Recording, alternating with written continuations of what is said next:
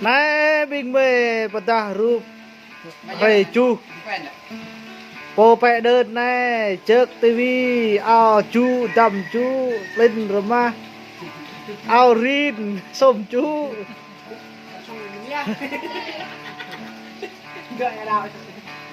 bé nguy đó nguy rầy chu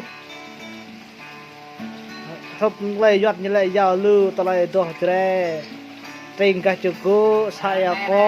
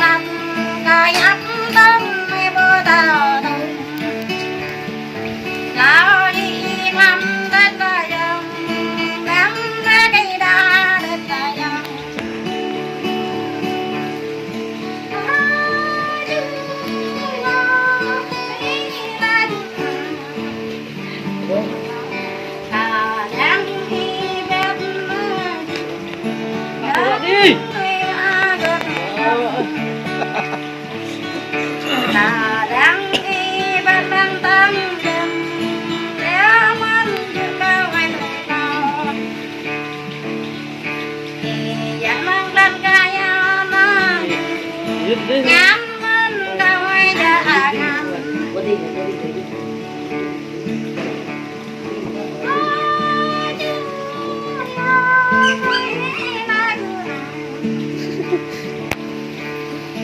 đây là chưa đi ngất đây cả một nhà đã đây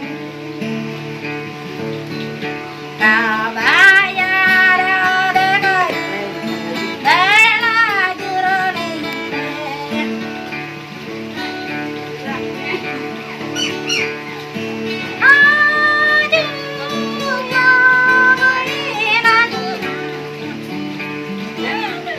cả mình lên đam mi đã bay lòng cả mình lên đam lòng đã bay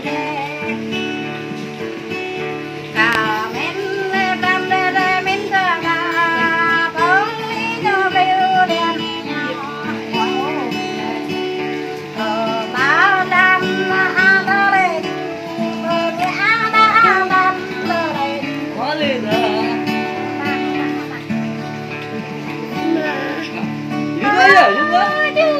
Dứt rồi đấy. Dứt đấy, dứt rồi đấy. dinh vào thuốc dinh vào đi ra em ra chơi em ra em ra đây Cho.